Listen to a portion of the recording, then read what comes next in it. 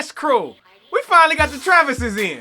And today we're gonna take a look at these, and I'm gonna take a look at the fit, the sizing, my overall thoughts and opinions.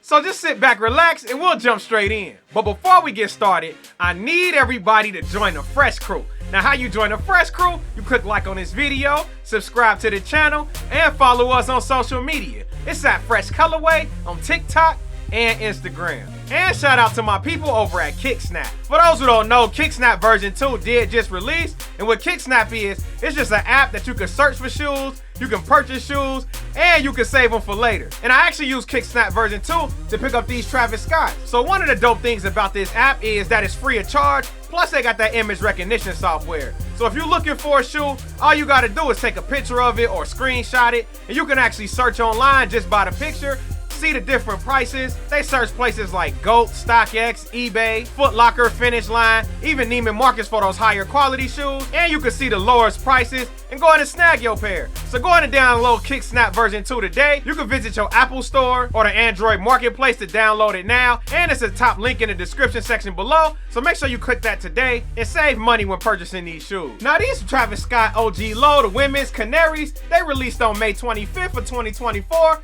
for a retail price of $150 in women's sizing. Now let's be real, like any Travis Scott shoe is pretty much impossible to cop. Like a lot of people do take retail dubs, but it do be kind of rare. It was rumored that these had like 150,000 pairs loaded to like Sneakers app, or maybe that's just the overall number, but it didn't feel like 150,000 pairs. I don't know a lot of people who took dubs, but I heard it was a decent amount of manual dubs on this, so congratulations to everybody who did take dubs. Of course, I took the swiftest L possible.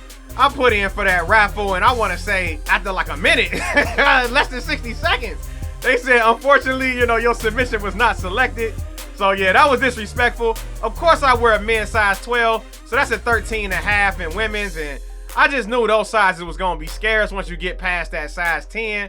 Those extended sizes are usually hard to cop. Now currently on StockX, you can pick up this women's size 13.5, which is a men's size 12, for about $514, and that's before any taxes or fees associated with purchasing from the secondary site. And in my personal opinion, this is the time to grab this shoe. Now I learned my lesson when I got them Travis Scott the Phantom Black joints. I actually made a trade of like 3 pairs. I can't remember what shoe I traded. I think I traded the Lost and Founds. I think I traded like 2 men's and a GS for those Phantoms. And then at that time, I want to say they was going for about $800, if I'm not mistaken. I think you could have picked them up for about $800 at that time. Then they dropped down to about $600, and I had sold them for somewhere around like that $600-ish range. But I bought the Lost and Founds for retail, so I wasn't really tripping. But then I looked at those Phantom Blacks here recently, and those hovering around about $1,200. Hey, my size 12, so I'm like, dang, I kind of took an L on them. I should have held out a little longer, but that's one of those things that I feel like is going to happen to this shoe. Right now, they hover around those $500 price point. It will not be there for long. Just get it till about holiday season. I can see at least this 13.5. I can see this being about a good, you know, $700-800 shoe. So if you want to get these, I definitely recommend snagging them right now. Now, we did have a few Tier 0 boutiques in our area that did release these via the raffle, and nobody hit. I didn't see anybody hit. Like, and I know a lot of people who enter those raffles, but it just seemed like when it comes to Travis Scott's, it'd be virtually impossible to hit in boutiques or online, and definitely not the Travis Scott app.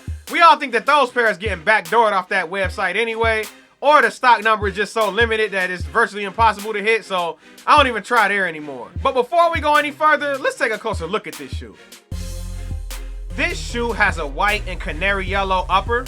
Suede covers the canary yellow part of the shoe. A blue reverse Nike check. A sail colored midsole.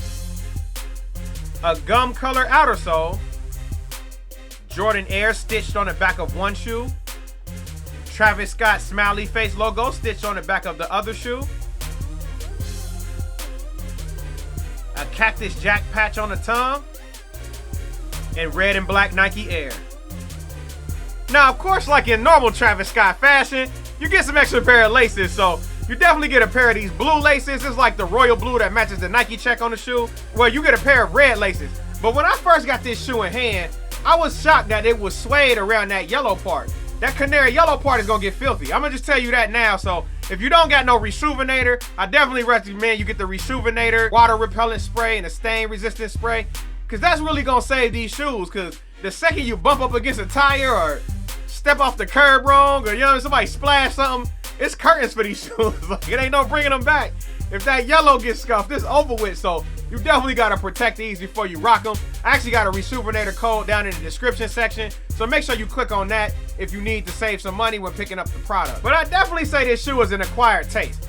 This isn't like one of the top Travis Scotts in my book. Of course, holding down that #1 position is the OGs. You know what I mean? You gotta bring out the mocha joints. So these definitely the #1 on the list. And I really only got 3 pair of Travis Scott OG ones, so the next one is these. I did like the, what is these called? The olive joints or whatever these called. I know they got the reverse olives coming out later.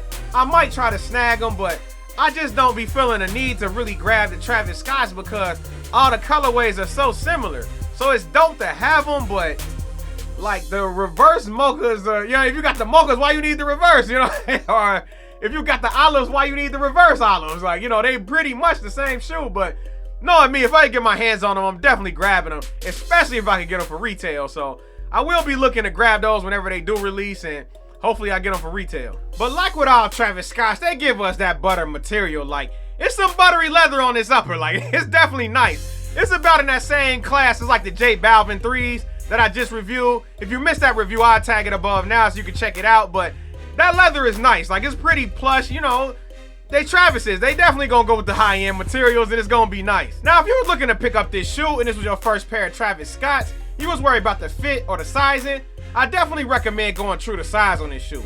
I wear a size 12, and this is a size 13.5 women, what equates to a size 12 men's, and I have a wide, flat foot, and I never felt the need to go down or anything in my Jordan 1 OG lows. Some people like more of a snug fit, and if you do, going down a half size may be okay. You should never go up a half size in Jordan 1 OG lows. They fit really true to size, but some people say they fit big. You have more of a narrow type foot. Now, if I had to rate this shoe between 1 and 10, with 1 being the worst, 10 being the best, I rate this shoe about an 8. It's about an 8 out of 10, maybe even a 7.5. 7.5, 8 out of 10. And of course, the reason why this shoe loses points is because of the colorway. Like, this ain't a colorway that people gonna wear every day. This ain't one that you're gonna be able to pull off as a daily beater or put a whole lot of mileage on. It's more of an acquired taste. And most people usually don't wear their Travises every day anyway. Like, you try to preserve some of the value, especially if you pay resale. You're definitely trying to preserve some of the value of this shoe. So you gotta lose points there, but all in all, it is a pretty fire shoe.